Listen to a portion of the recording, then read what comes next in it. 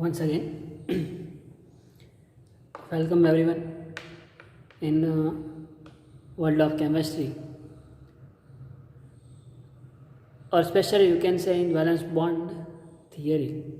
In last session we have started our new topic, that is the VBT, valence bond theory. In valence bond theory, we will discuss the lots of basic information regarding this particular concept, or you can say this particular aspects. From basic we have start the bonding, how bonding is formation or how bonds are formed.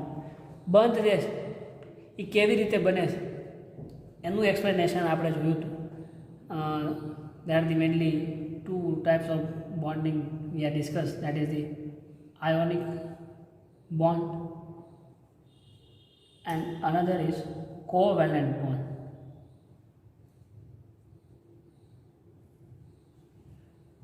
In ionic bond there is a transformation, or we can say transfer of electron. By transfer of electron આ બંધ બને છે, અને covalent બોન્ડની અંદર sharing of electrons, એટલે કે ઇલેક્ટ્રોનની ભાગીદારી દ્વારા આ બંધ બને છે. બે બંધની આપણે વાત કરી હતી. So at present or our level these two bonds are very important, and we are move around these two bond formation to discuss any theories like valence bond theory, or later on we are see the molecular orbital theory, MOT. એ બધાની જ્યારે આપણે વાત કરશું at that time bond formation જે થાય છે એની અંદર મેઇનલી આયોનિક બંધ અને કોવેલેન્ટ બોન્ડ જે છે are the more important. So I think we are complete the discussion on this particular two aspects to understand the valence bond theory. There is another concept or aspect is Lewis symbols. એટલે કે લुईस સંજ્ઞાઓ. આપણે જે Cl2ની અંદર for example Cl2 can make chlorine plus chlorine, આની અંદર covalent character રહેલું છે, એટલે કે સહસંયોજક બંધ આની અંદર બને છે. આયોનિક બંધ એટલે આયોનિક બંધ, કોવેલેન્ટ બોન્ડ એટલે કે સહસંયોજક બંધ. શેરિંગ ઓફ ઇલેક્ટ્રોન એટલે કે ભાગીદારીના ઇલેક્ટ્રોનની ભાગીદારીથી આ બંધ બને છે. ટ્રાન્સફર ઓફ ઇલેક્ટ્રોન એટલે ઇલેક્ટ્રોનની આપલે દ્વારા આ બંધ બને છે, જ્યારે અહીંયા ઇલેક્ટ્રોનની ભાગીદારી દ્વારા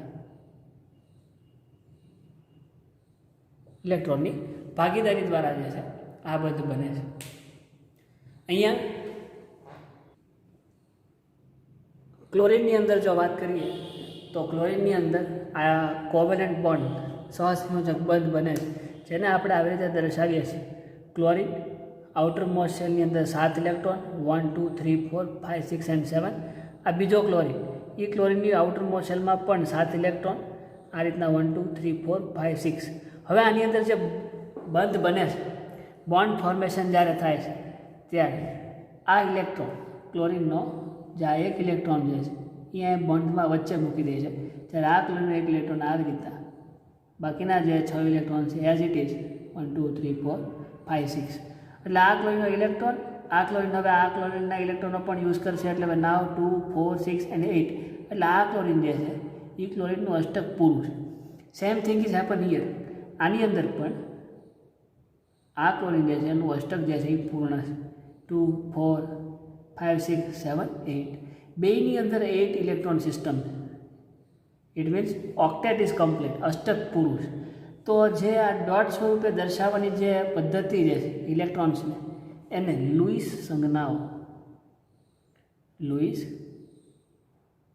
સંજ્ઞા કહે છે. ઓકે, તો એક્ઝામની અંદર 1 માર્કની અંદર 1 or 2 માર્કની અંદર તમારે સવાલ પૂછાય કે ભાઈ આયોનિક બંધ એટલે શું, એની ડેફિનેશન આપો વિથ 1 એક્ઝામ્પલ. એ જ રીતના કોવેલેન્ટ બોન્ડ એટલે શું, સહસંયોજક બંધ એટલે શું, એને પણ એક ઉદાહરણ સાથે સમજાવો એવું પૂછાઈ શકે. દેન ક્લોરિનની અંદર અથવા તો એવું પૂછાય કે લુઈસ સંજ્ઞાઓ એટલે શું? નાઇટ્રોજન એટમ N2ની અંદર લુઈસ સંજ્ઞાઓ જે છે એને તમે દર્શાવો. તો જેમ આ ક્લોરિનની અંદર લુઈસ સંજ્ઞાઓ આપણે દર્શાવીએ છીએ એ જ રીતે નાઇટ્રોજનની અંદર પણ લુઈસ સંજ્ઞા જે છે એને આપણે દર્શાવી શકીએ છીએ, રિપ્રેઝેન્ટ કરી શકીએ છીએ. તો નાઇટ્રોજનની અંદર લુઈસ સંજ્ઞાઓ દર્શાવવા માટે આપણને ખબર છે કે nitrogen have 5 electron in outermost shell. Nitrogen, here is nitrogen N2, for example it can make like nitrogen plus nitrogen. So atomic number of nitrogen is 7, electronic configuration is 2 and 5. तो 5 electron nitrogen ने outermost shell में है. तो here is nitrogen 1 2 3 4 and 5. आ 5 electron है nitrogen ने outermost shell. એ જ રીતના અહીંયા નાઇટ્રોજન છે, એનો એક ઇલેક્ટ્રોન અહીંયા 2 3 4 and 5. આ રીતના 5 ઇલેક્ટ્રોન છે. હવે જો આ બંધ અહીંયા બને તો નાઇટ્રોજનનો આ ઇલેક્ટ્રોન આ નાઇટ્રોજનનો ઉપયોગ કરે એટલે 1 2 3 4 5 6 6 ઇલેક્ટ્રોન જ થાય છે. એનો મતલબ અષ્ટક જે છે એ પૂર્ણ થતું નથી. અહીંયા અષ્ટક પૂર્ણ થતું નથી. જ્યારે આ નાઇટ્રોજનની અંદર વાત કરો તો એની અંદર પણ ઓક્ટેટ રૂલની જો આપણે એક્સપ્લેનેશન લેવું હોય તો અહીંયા પણ સેમ થિંગ ઇઝ હેપન. અહીંયા રીતે એ જ પોઝિશન જોવા મળે. નાઇટ્રોજન 1 2 3 4 5 અને એક ઇલેક્ટ્રોન આનું. ઇન શોર્ટ આનું પણ અષ્ટક પૂર્ણ થતું નથી. તો એના માટે નાઇટ્રોજન એની આઉટરમોસ્ટ શેલમાં 5 ઇલેક્ટ્રોન છે. તો જો એ 3 ઇલેક્ટ્રોનથી બંધ બનાવે બીજા નાઇટ્રોજન સાથે, 3 ઇલેક્ટ્રોન, બાકીના 2 ઇલેક્ટ્રોન વધેલા રહે આ રીતે. એનો મતલબ કે આ નાઇટ્રોજન જે છે એના 3 ઇલેક્ટ્રોન ભાગીદારીમાં ઉપયોગ કરે, બાકીના 2 આ એઝ ઇટ ઇઝ રહે. એટલે 3 ને 2 5. એ જ રીતના આ બીજો નાઇટ્રોજન છે એના 3 ઇલેક્ટ્રોન અને 2 ઇલેક્ટ્રોન, ટોટલ 5 ઇલેક્ટ્રોન. આ એક ઇલેક્ટ્રોનની ભાગીદારીથી ટ્રિપલ બોન્ડ બને. તો આ 3 2 5. હવે આ નાઇટ્રોજનના 3 ઇલેક્ટ્રોનનો ઉપયોગ આ નાઇટ્રોજન પણ કરે તો 1 2 3 4 5 6 અને 2 8. હવે આ નાઇટ્રોજન જે છે એનું અષ્ટક જે છે એ પૂરું છે, 8 ઇલેક્ટ્રોન સિસ્ટમ. એ જ રીતના આની અંદર આ નાઇટ્રોજનનું અષ્ટક પણ પૂરું છે. 3 ઇલેક્ટ્રોન આના પોતાના, 2 3 ને 2 5 અને 3 ઇલેક્ટ્રોન આ નાઇટ્રોજન. કારણ કે શેરિંગ ઓફ ઇલેક્ટ્રોન છે અહીંયા. Here is sharing of electron is will અહીંયા. ઓકે, તો આ જે રિપ્રેઝન્ટેશન આપણે કરીએ છીએ ડોટ ટેટ સ્વરૂપે ઇલેક્ટ્રોનને દર્શાવીએ છીએ. અમુક બુક્સની અંદર આ રીતના ઇલેક્ટ્રોનને આવી રીતના ક્રોસ વડે દર્શાવેલા હોય છે. ક્લોરિન આઉટરમોસ્ટ 7 ઇલેક્ટ્રોન્સ, સો 1 2 3 4 5 6 and 7 આવી રીતના પણ દર્શાવેલા હોય છે. તો આ બધી જે રચનાઓ જે છે એને આપણે લુઈસ સંજ્ઞાઓ કહીએ છીએ. લુઈસ સંજ્ઞા, સોરી.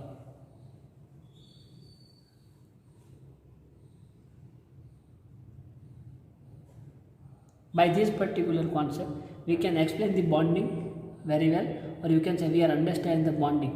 કોઈ મોલેક્યુલ્સની અંદર બંધ કેવી રીતે બને છે એને આપણે બહુ ઇઝીલી અને આરામથી જોઈ શકીએ છીએ by this particular thing. So this is the Lewis concept.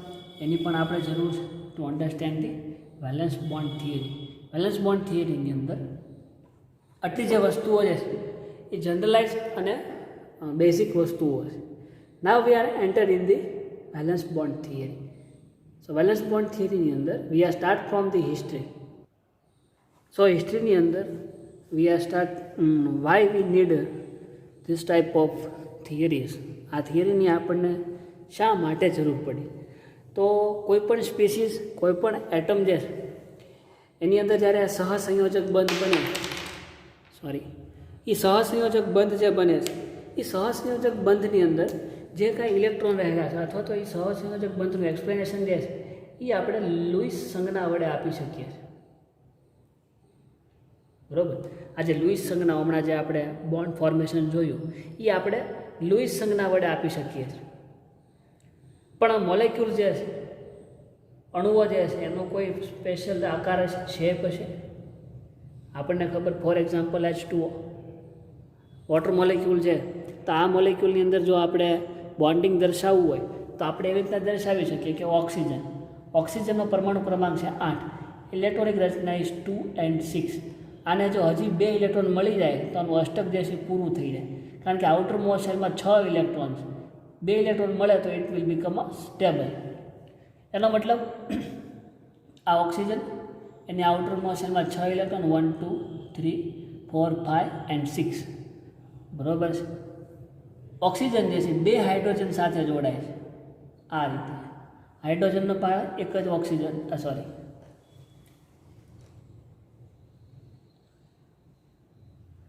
Hydrogen પાસે પણ 1 ઇલેક્ટ્રોન છે, કારણ કે hydrogen atomic number is 1, electronic configuration is 1s1, એટલે આઉટર મોસ્ટ શેલની અંદર એક જ ઇલેક્ટ્રોન છે.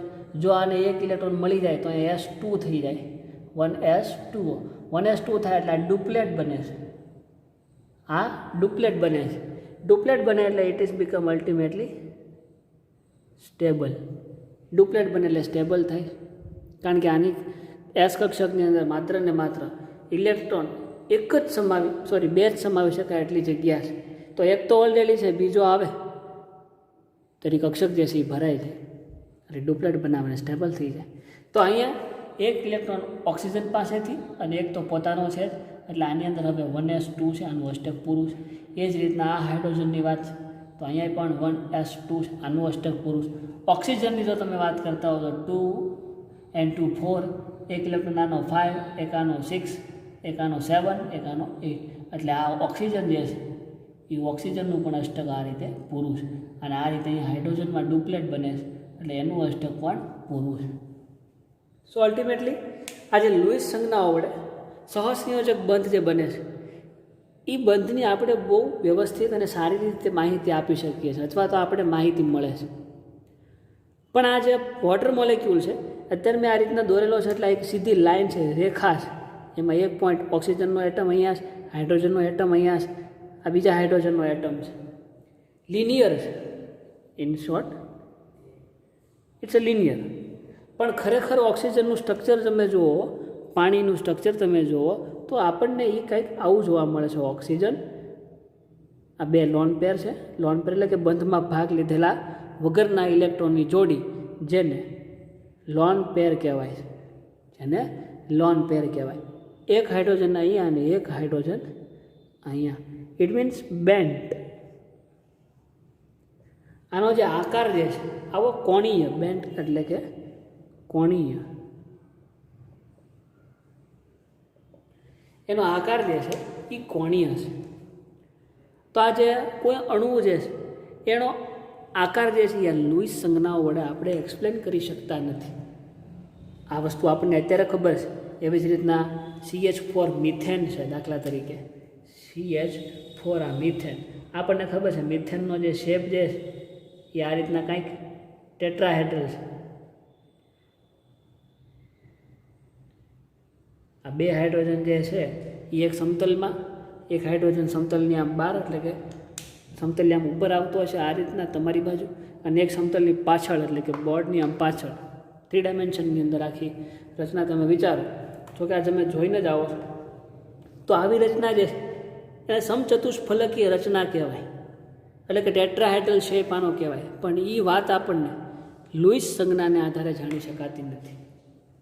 ઇન શોર્ટ, મોલેક્યુલ્સની અંદર જે સહસંયોજક બંધ બને છે એ સહસંયોજક બંધ જે છે એનું એક્સપ્લેનેશન આપણે લુઈસના સિદ્ધાંત પ્રમાણે આપી શકીએ, પરંતુ એની અંદર જે અણુનો જે આકાર, શેપ જે છે એ શેપ, પછી એની અંદર આગળ ઉપર ધ્રુવીય બંધ, અધ્રુવીય બંધ, ધ્રુવીયતા, ઇન શોર્ટ જે બંધ બનશે આની અંદર HCl છે તો HCl આની ઉપર આંશિક ઋણ વીજભાર, આની ઉપર આંશિક ધન વીજભાર જે છે, એટલે અહીંયા ધ્રુવીયતા ક્રિએટ થાય છે, ધ્રુવો ક્રિએટ થાય છે. આંશિક ધન વીજભાર અને આંશિક ઋણ વીજભાર, એવા 2 ધ્રુવ, પોલ જેને કહેવાય, એ ક્રિએટ થાય છે. તો એ વસ્તુ પણ, એની માહિતી પણ આપણે લુઈસ સંજ્ઞા વડે આપી શકતા નથી.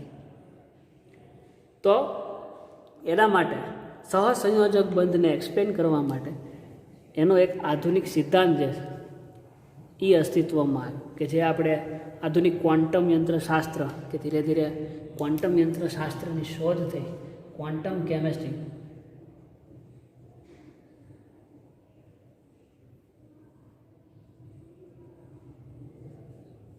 એકોર્ડિંગ ટુ ક્વોન્ટમ કેમેસ્ટ્રી આપણે સહસંયોજક બંધ જે છે એની રચનાનો એક આધુનિક સિદ્ધાંત આપણને મળ્યો, અને એની સમજૂતી માટે જે ક્વોન્ટમ શાસ્ત્ર ઉપરથી જે આપણને classical rules for the covalent bond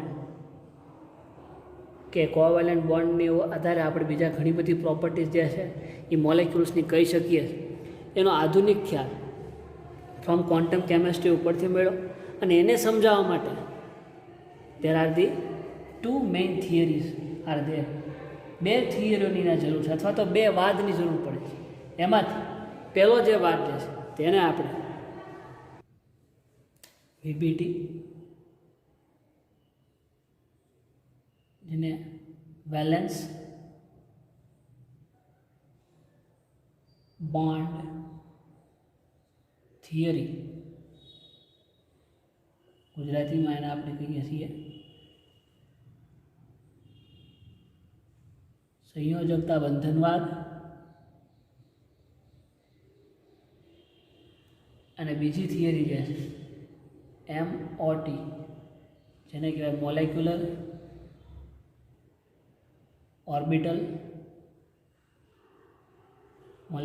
orbital theory, જેને અણુકક્ષકવાદ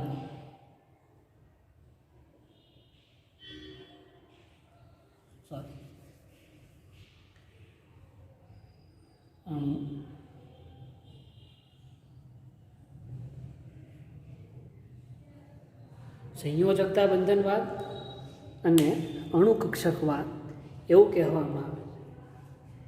આ બે પદ્ધતિઓને આધારે આપણે અણુના શેપ વિશે થોડી ઘણી માહિતી કરી શકીએ છીએ, અથવા તો એની અંદર બંધ એકચ્યુઅલી કઈ રીતે બને છે. કે તમે એવું કીધું કે transfer of electron and sharing of electron મળે છે, એ વાત સાચી, પણ હજી કાંઈક એની અંદર કોન્સેપ્ટ લુઈસ સંજ્ઞાથી ખાલી આપણે અમુક પ્રકારના મોલેક્યુલની અંદર બંધ સમજાવી શકીએ. ફોર એક્ઝામ્પલ એવું આપણને પૂછવું હોય PCl5, આની અંદર બોન્ડ ફોર્મેશન સમજાવો, અથવા કોમ્પ્લેક્સ કેમેસ્ટ્રી છે, કોઓર્ડિનેશન કેમેસ્ટ્રી આપણું જે કે જેની અંદર સંકીર્ણ મિતિ, આઈ થિંક ગુજરાતીમાં એવું કહેવાતું હોય, તમે ભણીને આવો, એની અંદર for example is cobalt NH3 6 times, આવો કોઈ સંકીર્ણ હોય, કોમ્પ્લેક્સ હોય, આની અંદર બોન્ડ ફોર્મેશન જે આ મેટલ જે છે અને આ લિગેન્ડ જે છે, થોડો ઘણો આઈડિયા તમને આનો હશે. મેટલ અને લિગેન્ડ કેમેસ્ટ્રી જે બંધ બને છે, એની અંદર જે બંધ બને છે એ બંધ પણ આપણે લુઈસ સંજ્ઞા વડે સમજાવી શકતા નથી. તો લુઈસ સંજ્ઞાનો જે વાત જે છે એ અમુક મોલેક્યુલ, અમુક અણુ સુધી સીમિત છે. એનાથી આગળ એક્સપ્લેન કરવા માટે વી રિક્વાયર અનધર થિયરીઝ, જેની અંદર વેલેન્સ બોન્ડ થિયરી અને MOT થિયરી જે છે એ મોખરે છે. તો વેલેન્સ બોન્ડ થિયરી એની હિસ્ટ્રીની જો હું તમને વાત કરું તો સૌ પ્રથમ વેલેન્સ બોન્ડ થિયરી જે છે, આઈ થિંક ઈસવીસન 1927 ઉપર સ્ટાર લગાડી દઉં. સ્ટાર એટલે કે મારા લેક્ચરની અંદર એવું જનરલી હોય કે જ્યારે હું સ્ટાર ઉપર લખું એટલે ઇટ મીન્સ કે એ સાલ હોય અથવા સ્ટેટમેન્ટ હોય, તમારે રીચેક કરી જવું, થોડો ઘણો ચેન્જ એમાં હોઈ શકે. આ સાલ થોડી ઘણી બદલાઈ શકે કે ઈસવીસન 1970 ઓલમોસ્ટ આ જ હશે, પણ કદાચ ઉપર નીચે હોય તો please forgive me and check it with your self. ઈસવીસન 1927માં આઈ થિંક હિટલર અને લંડન, જોકે આ થિયરી તમે ઓલરેડી 12th સાયન્સની અંદર ભણીને જ આવો. હિટલર અને લંડન જે છે, આ બે વૈજ્ઞાનિકોએ સંયોજકતા બંધનવાદનો સિદ્ધાંત જે છે રજૂ કર્યો. ત્યાર પછી ધીરે ધીરે એની અંદર પૌલિંગ, ઘણા બધા વૈજ્ઞાનિકો, એમાંથી પૌલિંગ એણે એ સંયોજકતા બંધનવાદની અંદર સુધારા વધારા કર્યા, અને એણે જે સુધારા કરીને જે સિદ્ધાંત આપ્યો, according to that particular principle, પૌલિંગે જે આપણને સંયોજકતા બંધનવાદમાં સુધારા કરીને જે સિદ્ધાંત આપ્યો, એ સિદ્ધાંત પ્રમાણે એનું કહેવું એમ હતું કે પરમાણુઓની અંદર જે બંધ બને છે એ એની સંયોજકતા કક્ષકમાં રહેલા ઇલેક્ટ્રોનને આધારે બને છે. એટલે કે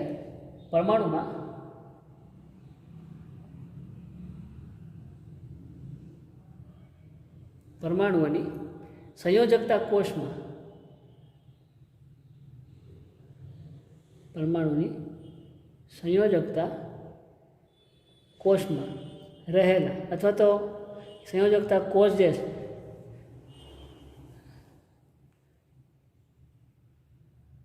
કક્ષકોના, કારણ કે કોષ કક્ષકો એની અંદર ઇલેક્ટ્રોન રહેલા છે અલ્ટિમેટલી, તો આપણે જનરલાઇઝ વાત કરીએ ત્યારે કક્ષકોના સંયોજકતા કક્ષકોના સંમિશ્રણથી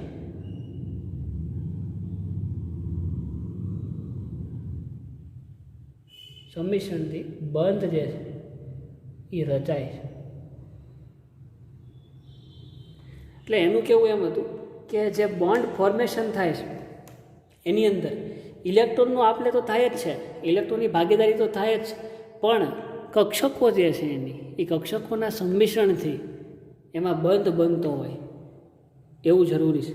એવું પોલિંગે સંયોજકતા બંધનવાદની અંદર સુધારા કરીને આપણને આવું સ્ટેટમેન્ટ આપ્યું. For example, let us take example H2, a very simple molecule it is, hydrogen. આ હાઇડ્રોજન અણુ જે છે એ બે હાઇડ્રોજન પરમાણુના સંમિશ્રણથી બનેલો હોય અથવા તો બે હાઇડ્રોજન પરમાણુના સંયોજાવાથી અથવા ભેગા થવાથી H2 અણુ બને છે. દાખલા તરીકે આ H2 જે છે hydrogen plus hydrogen which is gives you H2. આ હાઇડ્રોજન પરમાણુ છે. આ દરેક હાઇડ્રોજન પરમાણુ જે છે એના કેન્દ્રની અંદર એક એક પ્રોટોન છે, કારણ કે હાઇડ્રોજન જે છે એનો પરમાણુ ક્રમાંક 1, ઇલેક્ટ્રોનિક રચના 1s1, જનરલ ઇલેક્ટ્રોનિક રચના લખવી હોય તો 1. તાની અંદર કેન્દ્રમાં પરમાણુનું કેન્દ્ર છે એમાં એક જ પ્રોટોન અને એક જ ઇલેક્ટ્રોન છે, તો કે yes, because proton and number of proton and number of electron are the same in nucleus. તો બધાની અંદર એક એક ઇલેક્ટ્રોન છે, આની અંદર પણ અને આની અંદર પણ. જનરલ ભાષામાં એસપીટીએફ ઇલેક્ટ્રોનિક રચનાની અંદર તમે જો વાત કરતા હો તો એના કક્ષક જે 1s કક્ષક છે એ 1s કક્ષકની અંદર પણ એક એક ઇલેક્ટ્રોન રહેલો છે. હવે એકોર્ડિંગ ટુ પોલિંગે એવું કીધું કે સંયોજકતા કોષ એટલે કે વેલેન્સ સેલ કે જેને આપણે બાહ્યતમ કક્ષા એવું પણ કહીએ, એ બાહ્યતમ કક્ષાના સંમિશ્રણથી જે છે એ બંધ બને છે. આની અંદર જે H બોન્ડ H આપણે આવું દર્શાવીએ કે જેને આ રીતે પણ લખી શકાય, તો આ જે સિંગલ બંધ બને છે ઇન શોર્ટ, એ બંધ જે છે વેલેન્સ સેલના ઇલેક્ટ્રોન જે છે આઉટર મોસ્ટ સેલ બાહ્યતમ સેલ જે આપણે કહીએ છીએ એના સંમિશ્રણથી બનતો હોય એવું લાગે છે.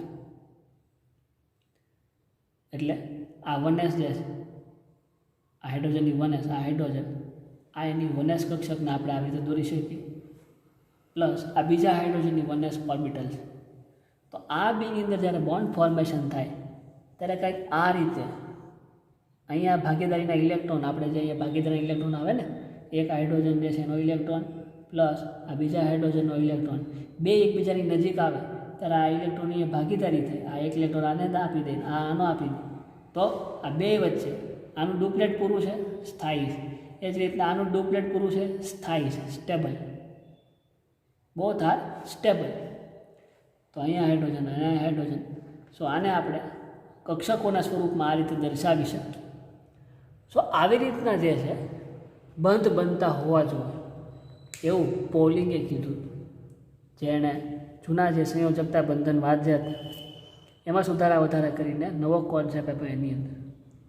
હવે અહીંયા જે સંમિશ્રણ પામતી જેટલી કક્ષકો જે છે હાઇડ્રોજનની, એમાં 1s કક્ષકના ઇલેક્ટ્રોન જે છે એની સ્પિનની દિશા એકબીજાથી વિરુદ્ધ હોય છે એવું એનું સ્ટેટમેન્ટ છે, જે આપણે મોરઓવર આ જેમ આગળ જઈ એક્ઝામ્પલ જોતા જશું એમ તમને વધારે ખ્યાલ આવતો જાય છે કે એની સ્પિન જે છે કેવી રીતના અલગ હોય છે. સ્પિન અલગ હોય તો બોન્ડ ફોર્મેશન થાય કે ન થાય એ આગળ જેમ એક્ઝામ્પલ જોતા જઈશું એમ ખ્યાલ આવતો જશે. પણ એકોર્ડિંગ ટુ પોલિંગ એણે એવું કીધું કે there is a bond formation with the help of overlapping of the orbitals. કક્ષકો જે છે એ કક્ષકોના સંમિશ્રણથી આ બંધ બનતા હોય એવું લાગે છે, આવું પોલી આપણને જણાવ્યું. હવે આ જે કોન્સેપ્ટ છે એને વધારે આપણે એક્સપાન્ડ કરીએ તો આ બે કેન્દ્રો જે છે એ બે કેન્દ્રો વચ્ચે ઇલેક્ટ્રોનની ભાગીદારીથી જ બંધ બને છે, એ વાસ્તવિકતા છે. તો ઇલેક્ટ્રોનનો વીજભાર પણ નેગેટિવ છે અને બીજા હાઇડ્રોજનના કેન્દ્ર ઉપર જે ઇલેક્ટ્રોન રહેલા છે, બે હાઇડ્રોજનના કેન્દ્ર માની લો અહીંયા છે, આની ઉપર પણ ઇલેક્ટ્રોન છે, આની ઉપર પણ ઇલેક્ટ્રોન છે. તો ઇલેક્ટ્રોનનો વીજભાર સરખો છે, તો બે વચ્ચે આકર્ષણ થઈને બંધ બને છે કે અપાકર્ષણ થઈને? That is the point. કારણ કે બે વચ્ચે વીજભાર સરખા છે તો અપાકર્ષણ થાય, તો બંધ બને નહીં. તો આ બંધ કઈ રીતે અસ્તિત્વ ધરાવે છે એનું એક્સપ્લેનેશન પણ પોલિંગના સિદ્ધાંતથી આપણને મળે છે કે આ જે હાઇડ્રોજન છે, hydrogen plus hydrogen which is gives you H2 molecule જે આપે છે, એમાં માની લો કે આ હાઇડ્રોજન જે તત્વ છે એ બે પરમાણુ, ફોર એક્ઝામ્પલ આને આપણે A કહી દઈએ અને આ જે છે એને આપણે B કહી દઈએ ફોર ધી અન્ડરસ્ટેન્ડિંગ. આ બે પરમાણુઓ છે હાઇડ્રોજન A અને B. આ બેના કેન્દ્ર જે છે એને આપણે નામ આપી દઈએ Na એન્ડ Nb. બે પરમાણુઓ A અને B છે, એના કેન્દ્રો જે છે Na અને B ધરાવે. ધારો કે હવે આ બે હાઇડ્રોજન જે છે A અને B પ્રકારના મોલેક્યુલ છે, એકબીજાની નજીક આવે છે. બંધ બનાવવા માટે એકબીજાની નજીક આવવું પડશે, એકબીજાની નજીક જાય છે તો બેની અંદર જે ઇલેક્ટ્રોન રહેલા છે, ધારો કે A માટેના ઇલેક્ટ્રોન જે છે એ A છે અને B માટેના ઇલેક્ટ્રોન જે છે એ B છે. આમ બે પ્રકારના ઇલેક્ટ્રોન જે છે. હવે બે પરમાણુ રહેલા ઇલેક્ટ્રોન એકબીજાની નજીક આવશે. આ બે કેન્દ્રો જ્યારે નજીક આવે અથવા બે હાઇડ્રોજન A અને B એ મોલેક્યુલ જ્યારે એકબીજાની નજીક આવે ત્યારે એના કેન્દ્રો પણ નજીક આવશે અને એના ઇલેક્ટ્રોન પણ નજીક આવે. ત્યારે આ બે વચ્ચે અપાકર્ષણ જોવા મળે છે. બે વચ્ચે અપાકર્ષણ જોવા મળે. પણ જ્યારે આ બે અણુ એકબીજાથી ખૂબ જ દૂર હોય, આ બે પરમાણુ A અને B એ જ્યારે એકબીજાથી ખૂબ જ દૂર હશે ત્યારે એ બે વચ્ચે એકે પ્રકારનું આંતર આકર્ષણ બળ જોવા મળતું નથી. આકર્ષણ બળ અથવા તો અપાકર્ષણ બળ જોવા મળતું નથી. પણ જ્યારે બે નજીક આવે ત્યારે એની અંદર આકર્ષણ બળ અથવા તો અપાકર્ષણ બળો જે છે એ ઉદ્ભવે છે. કહેવાય એમ બોલું કે આ A મોલેક્યુલ છે, પરમાણુ A અહીંયા છે અને બીજો પરમાણુ B અહીંયા છે. આની આઉટરમોસ્ટ શેલમાં એક ઇલેક્ટ્રોન છે, આ એ આપણો હાઇડ્રોજન જ છે, આ આપણો હાઇડ્રોજન જ છે. પણ આ બે જ્યારે એટલા બધા દૂર છે ત્યારે આ બે વચ્ચે ન આકર્ષણ બળ છે ન અપાકર્ષણ બળ છે, બેમાંથી એકેય ફોર્સ આની પર લાગુ નથી પડતો. પણ જેવા આ બે એકબીજાની નજીક આવે છે ત્યારે આકર્ષણ બળે ઉદ્ભવે છે અને અપાકર્ષણ બળે ઉદ્ભવે છે, થોડા ઘણા અંશ. તો એ અન્ડરસ્ટેન્ડિંગ જે છે એ આપણને પોલીના નિયમ પ્રમાણે મળે છે. આ આકર્ષણ બળોને આપણે જો એક્સપ્લેન કરવાનું તો કે પરમાણુ પોતાના કેન્દ્ર અને ઇલેક્ટ્રોન વચ્ચેને ઉદ્ભવતું આકર્ષણ બળ જે છે એને આપણે આવી રીતના દર્શાવી શકીએ. એટ્રેક્શન હોય તો આ બે વચ્ચે આકર્ષણ થાય, એટ્રેક્શન હોય તો બે વચ્ચે આકર્ષણ થાય, એને હું આવી રીતના દર્શાવી શકું. Na પહેલાં કેન્દ્ર ઇલેક્ટ્રોનનું Ea વચ્ચે અને બીજાનું Nb માઇનસ Eb. આ રીતનાની અંદર આકર્ષણ બળ ઉદ્ભવે. હવે એક પરમાણુનું કેન્દ્ર અને બીજા પરમાણુના ઇલેક્ટ્રોન વચ્ચે જે આકર્ષણ બળ ઉદ્ભવે આ એને દર્શાવતો સંબંધ છે.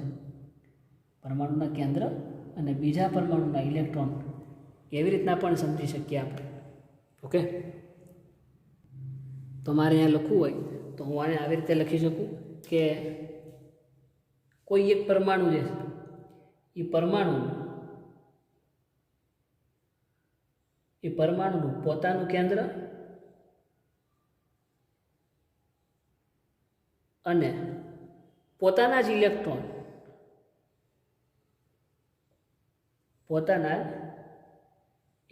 વચ્ચેનું આકર્ષણ બળ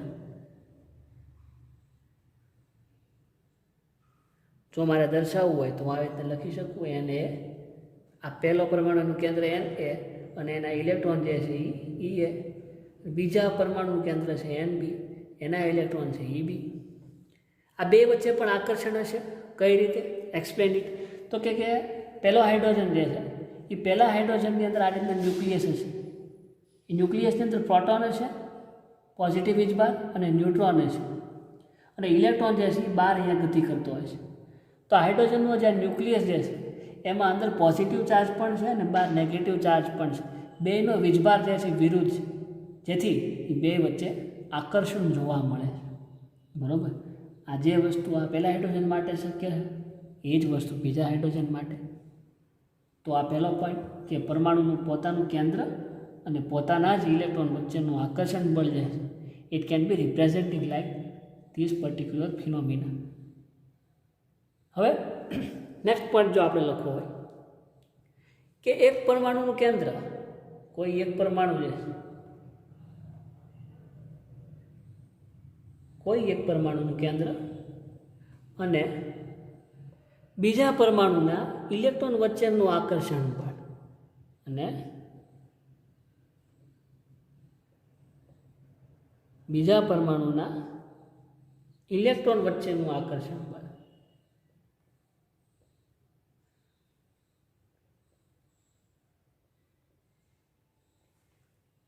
કારણ કે એની અંદર પણ પોઝિટિવ, કેન્દ્રની અંદર પોઝિટિવ ચાર્જ છે, બીજા પરમાણુ ઇલેક્ટ્રોન એમાં નેગેટિવ ચાર્જ છે.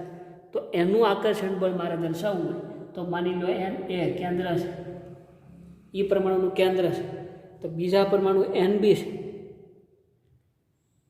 તો એન બીના ઇલેક્ટ્રોન છે ઈ બી, તો પહેલો કેન્દ્ર અને બીજાનો ઇલેક્ટ્રોન એટલે કે એન એ માઇનસ એન બી અને એન બી માટે એન બી માઇનસ ઈ એ. એટલે કેન્દ્ર એનું છે, ઇલેક્ટ્રોન અહીંયા બીના છે. એ જ રીતના અહીંયા પણ કેન્દ્ર બીનું છે, ઇલેક્ટ્રોન જે છે એ એના ઇલેક્ટ્રોન છે. સો આ રીતના આપણે આકર્ષણ બળો જે ઉદ્ભવે છે એને આપણે આ રીતના ડિનોટ કરી શકીએ. જેમ આકર્ષણ બળોને દર્શાવ્યા એમ આપણે અપાકર્ષણ બળોને દર્શાવવા હોય તો એને પણ દર્શાવી શકીએ. કારણ કે આ બધી જ વસ્તુ ક્યારે થાય છે તો કે જ્યારે બે પરમાણુ એકબીજાની નજીક બંધ બનાવવા માટે આવે છે ત્યારે એની અંદર આકર્ષણ બળ પણ હોય છે અને અપાકર્ષણ બળ પણ હોય છે. તો આકર્ષણ બળનો ખ્યાલ તમને આવી કે બે કેસની અંદર આકર્ષણ બળ જોવા મળે છે. એક પોતાનું કેન્દ્ર અને પોતાના ઇલેક્ટ્રોન વચ્ચેનું આકર્ષણ, પોતાનું કેન્દ્ર અને બીજા કેન્દ્રના ઇલેક્ટ્રોન વચ્ચેનું આકર્ષણ, બે રીતે. હવે અપાકર્ષણની જો વાત કરું, અપાકર્ષણ અહીંયા ક્યાં જોવા મળે છે તો કે બે પરમાણુઓ, બંને પરમાણુઓના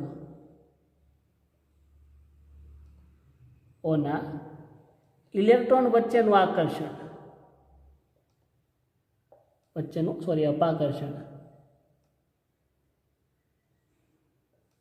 બે ઇલેક્ટ્રોન વચ્ચેનું અપાકર્ષણ એટલે નવું ને એ ઈ બી આવું લખી શકું.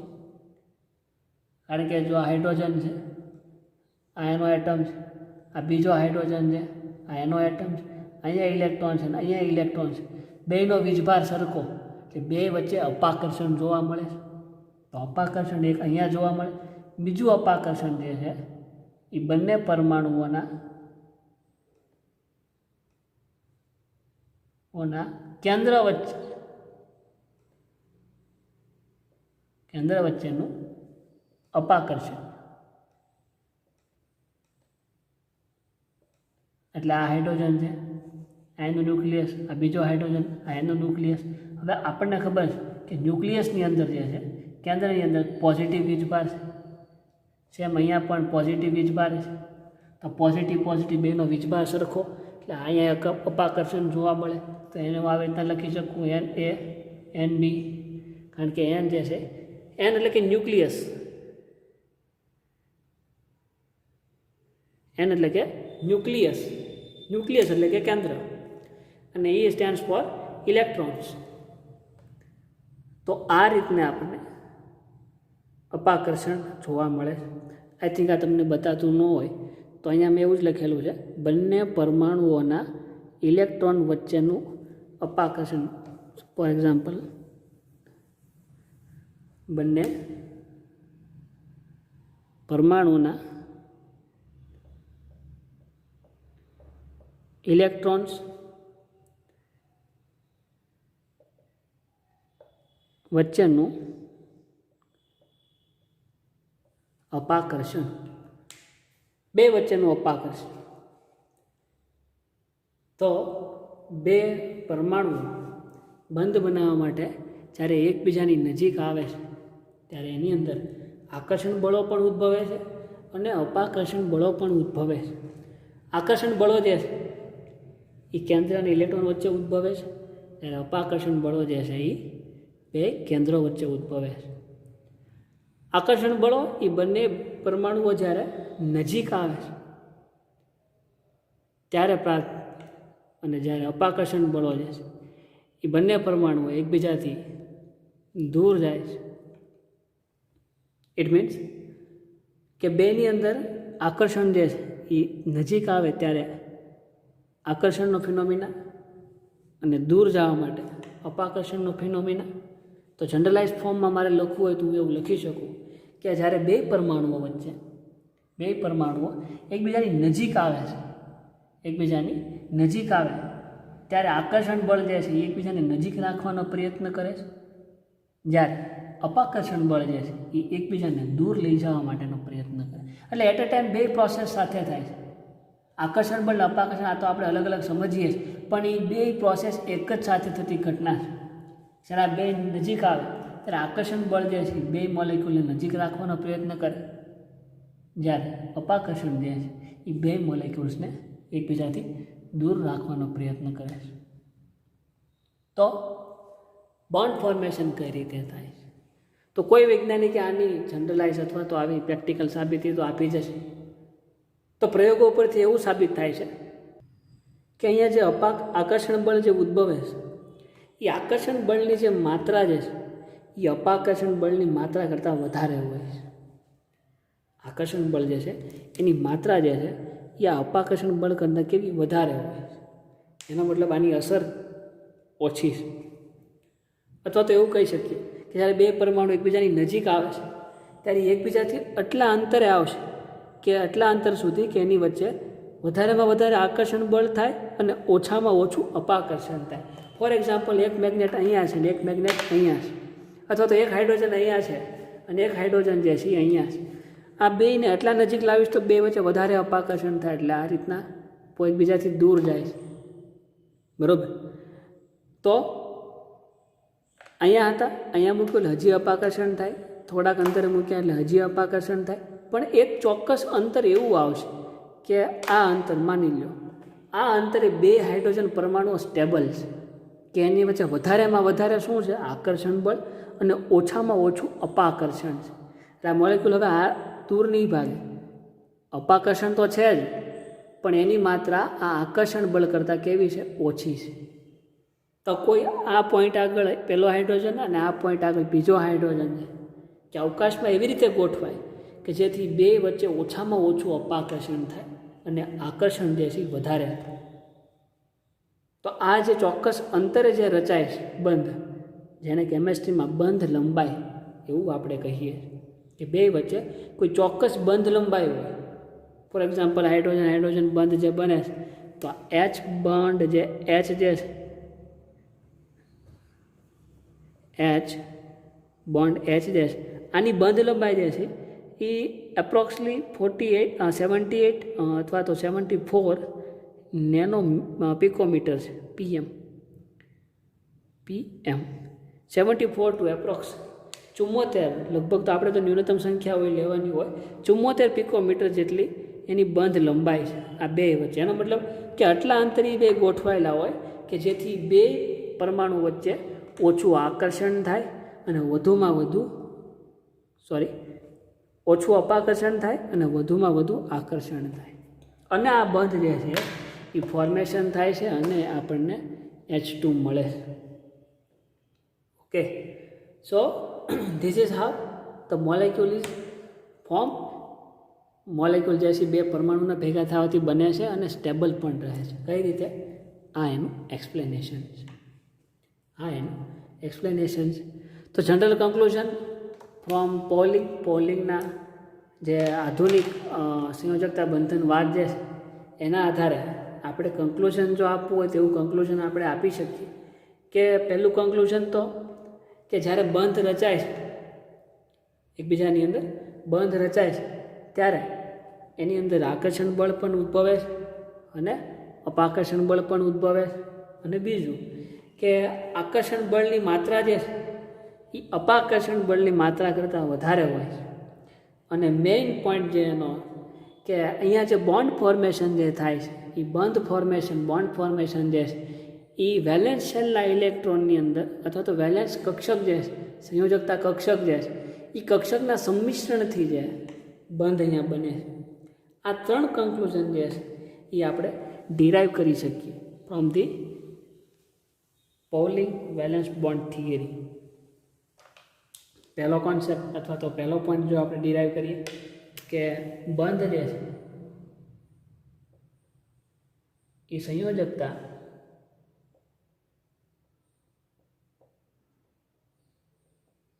કક્ષકના સંમિશ્રણથી બને છે.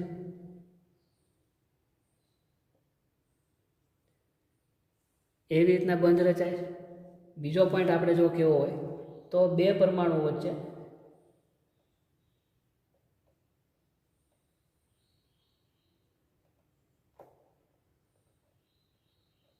આકર્ષણ બળ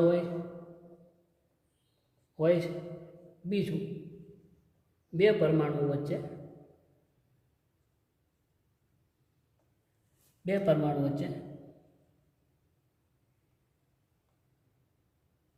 અપાકર્ષણ બળો પણ હોય છે.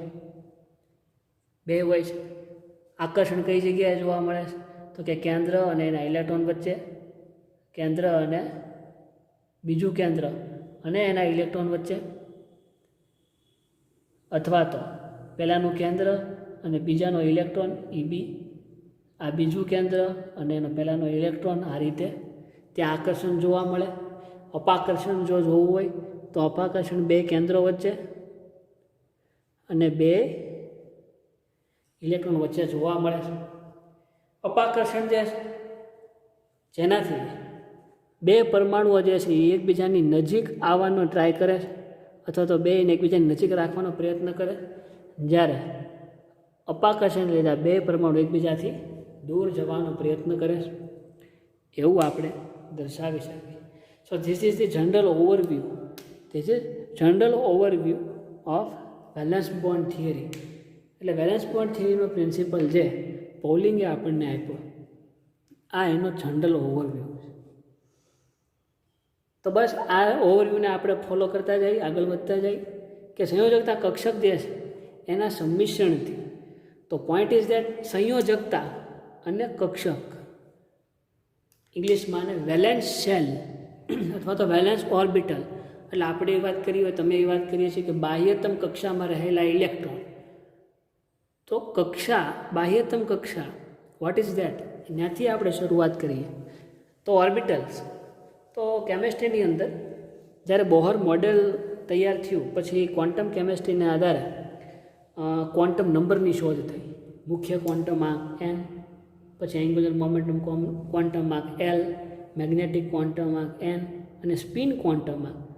આ 4 ક્વોન્ટમ આંક જે છે એ 4 ક્વોન્ટમ આંકને આધારે આપણે ઇલેક્ટ્રોન જે છે એનું સ્થાન નક્કી કરી શકીએ. ઇલેક્ટ્રોનનું સ્થાન નક્કી કરી શકીએ. તો આ બધા ક્વોન્ટમ આંકને આધારે જનરલ કન્ક્લુઝન એવું આવ્યું કે ઇલેક્ટ્રોન જે છે એ સૌથી વધારે મળી આવવાની સંભાવના જે છે એ કક્ષકમાં રહેલી છે, કક્ષામાં રહેલી, ઓર્બિટલ્સની અંદર રહેલી છે. એટલે એક સુનિશ્ચિત થઈ ગયું કે ઇલેક્ટ્રોન જે છે એ કક્ષકની અંદર હોય છે, કક્ષાની અંદર હોય છે. તો આપણી કેમેસ્ટ્રીમાં એવી કેટલી કક્ષકો છે? તો there are the infinite number of orbitals, s, p, d, f, g, h, i up to અનંત કક્ષકો છે. એ અનંત કક્ષકોની અંદર ઇન્ફાઇનાઇટ ઇલેક્ટ્રોન્સ વસેલા છે. પણ આ બધી જ કક્ષકોનો અભ્યાસ તો આપણે કરતા હતા. આપણું જે કેમેસ્ટ્રી જે છે એ આખું કેમેસ્ટ્રી મૂળભૂત 4 કક્ષકો જે છે આપણી 4 ક્વોન્ટમમાં, એમાંથી 4 કક્ષકો s, p, d and f. આ 4 કક્ષકોની અંદર આપણું હોલ કેમેસ્ટ્રી જે છે એ આવી જાય છે. એસ કક્ષક જે છે એ એસ કક્ષકનો આકાર આ રીતના સ્ફેરિકલ ગોળ હોય છે. પી કક્ષક જે છે, પી કક્ષકનો આકાર આ રીતના ડમ્બેલ શેપની અંદર હોય છે, સમથિંગ લાઈક ધીસ. ડી કક્ષક જે છે, ડી કક્ષકનો આકાર ડબલ ડમ્બેલ આકારનો હોય છે, આ રીતે. આ એક ડમ્બેલ ઊભું છે અને બાજુ એક બીજું ડમ્બેલ, અને એફ કક્ષક જે છે એનો આકાર જે છે એ સુનિશ્ચિત, એટલે કે ઇટ્સ વેરી કોમ્પ્લિકેટેડ. એને આપણે દોરવું ઇટ્સ ક્વાઇટ ડિફિકલ્ટ, બહુ જ ડિફિકલ્ટ છે, અને એના ઉપર હજી હાલની અંદર ઘણા રિસર્ચ શરૂ છે. બીજું મોરઓવર એસ કક્ષક જે છે એની પેટા એક જ કક્ષક, પણ પી કક્ષક જે છે એની પેટા 3 કક્ષકો છે, P X, P Y, P Z.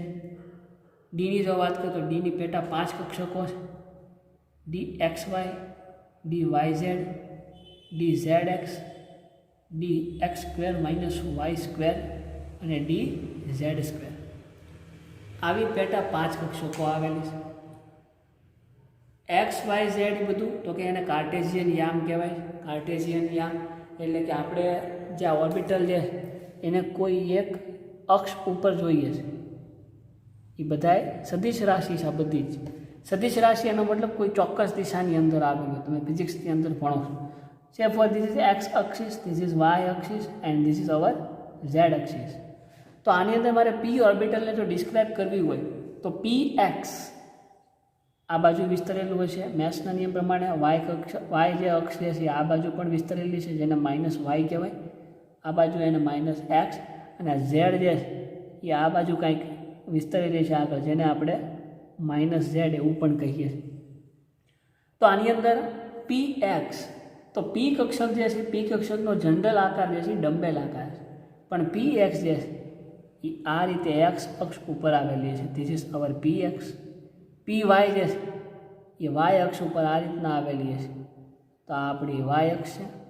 પી ઝેડ અક્ષ છે, તો આ ઝેડ અક્ષ ઉપર આ રીતે કાંઈક આવેલી છે. You see it's a very complicated structure of P orbitals. P કક્ષકનું સ્ટ્રક્ચર કંઈક આ રીતે છે. હવે આને જનરલાઇઝ એક એક કક્ષકને લઈ લઈએ. જો પી એક્સની વાત કરું, સો હિયર ઇઝ પી એક્સ, તો આપણી એક્સ અક્ષ આ દિશામાં છે. You can C. So this is our x axis. તો એની ઉપર પી ઓર્બિટલ જે છે આ રીતે આવેલી છે. પી વાયની વાત કરું તો આ રીતના વાય અક્ષ છે, આ રીતના વાય અક્ષ છે, જે કંઈક સેન્ટરથી આ રીતે આવેલી છે. This is our Y axis.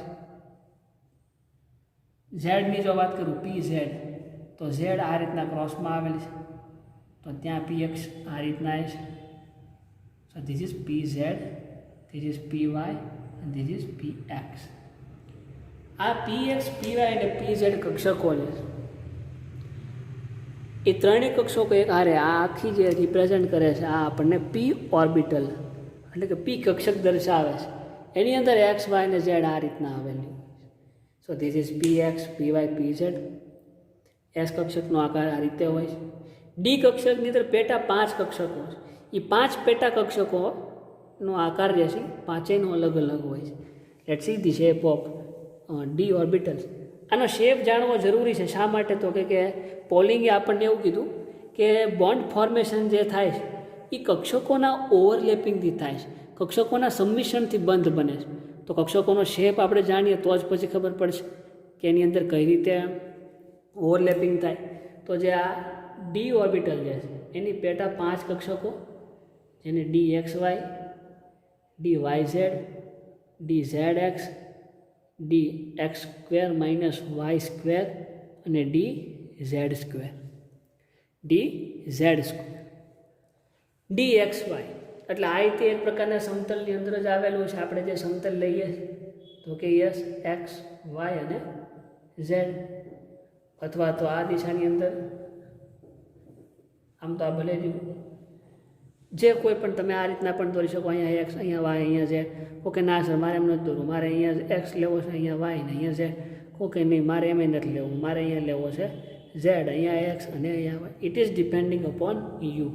પણ એક વખત યામ નક્કી કરી લીધા પછી you can not change it. તમે એને બદલાવી નહીં શકો. Okay, so this is our X Y and Z. Z જે છે આ રીતના નીચે વધેલી છે. here is x and here is y. ખરેખર આ આવ્યું ક્યાંથી? તો અલ્ટિમેટલી આ એક પ્રકારનો સમઘન જ છે. અલ્ટિમેટલી આ સમઘનની અંદર જ આ વસ્તુ આપણે એક સિમ્પલ ક્યુબની અંદર આને સમજવાની હોય.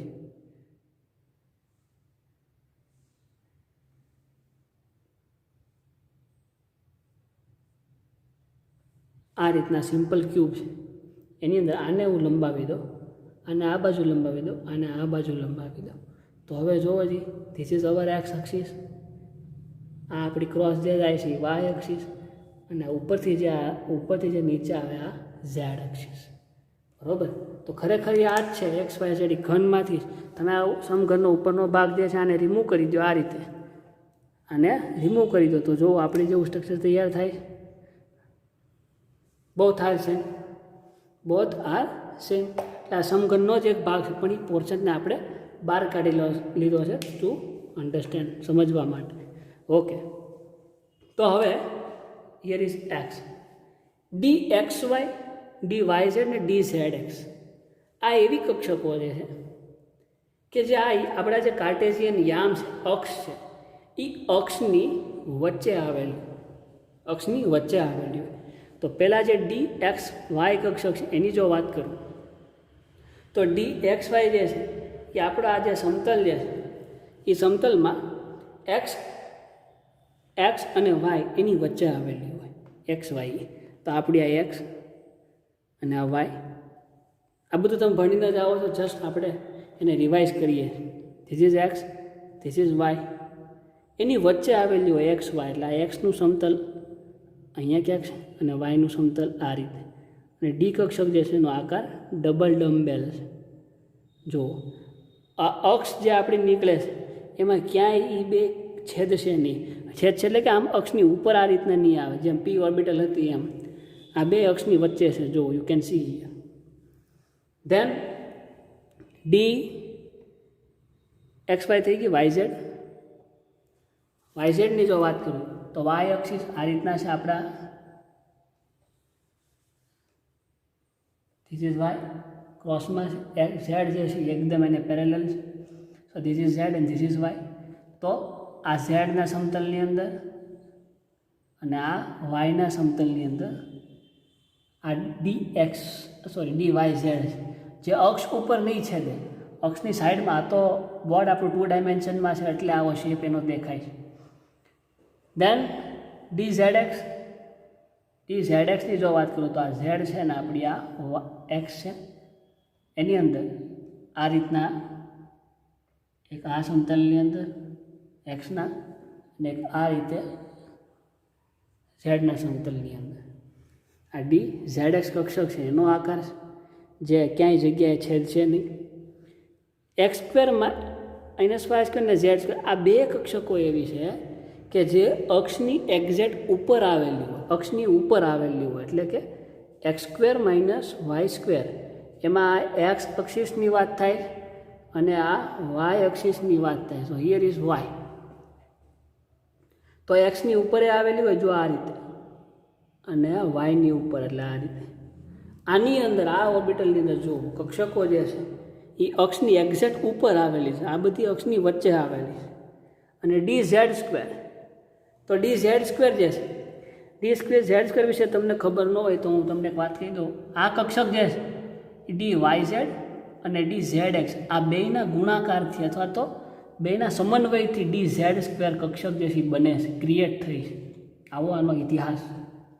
આ ઝેડ સ્ક્વેર છે એટલે એનો મતલબ આ ઝેડ જ છે. એમાં 4 લૂપ જે છે એમાંથી એક લૂપ જે છે એ આ રીતે અક્ષની ઉપર આવેલો હોય અને એક લૂપ અક્ષની ઉપરના એક લૂપ જે છે કન્ટિન્યુઅસલી આ રીતના ફરતો હોય. અચ્છા, તમને લાગે કે સર તમે વાય આમ લખી નાખ્યું, sorry for that. This is our x and this is Y. તો આ રીતના અક્ષની ઉપર જ ઓર્બિટલ્સ આવેલી હોય, આ વાય અને આ એક્સ. તો આ ઝેડ છે, તો ઝેડમાં એક લૂપ, આ 4 લૂપ. ડી કક્ષકનો આકાર જનરલી ડબલ ડમ્બેલ, આ પહેલું, આ બીજું ડમ્બેલ, આવી રીતના લૂપ હોય. તો એક લૂપ જે છે ઉપર અને બીજો લૂપ સતત એમાં રાઉન્ડ ફરતો હોય, અહીંયા હોય પણ એ સતત રાઉન્ડ ફરતો, એટલે એ આપણને આ રીતના ગોળાકાર સ્વરૂપે દેખાય છે. એનો શેપ પંખા જે આપણા ઘરે જે ફેન હોય એ ફેનને આપણને ખબર છે કે આવા 3 પાંખિયા હોય, પણ ફેન જ્યારે શરૂ હોય ત્યારે આ પાંખિયા ફરતા હોય તો આપણને આવી રીતના ગોળ સર્કલ જ દેખાય છે. એની અંદરના જે પાંખિયા નથી બતાવે, આવું ગોળ સર્કલ બતાવે. Same thing is happen here. કે આપણને લૂપ આવી રીતના કન્ટિન્યુઅસલી ફરતી દેખાશે. તો આ ડીની 5 કક્ષકોનો આકાર છે. આ બધી જ કક્ષકોને આ મૂળ ડી કક્ષક આ છે. આની અંદર મૂકીએ તો એક્સ વાય એટલે કે આ એક્સ અને પછી આ વાયના સમતલની અંદર, પછી વાય ઝેડ તો કે અહીંયા વાય છે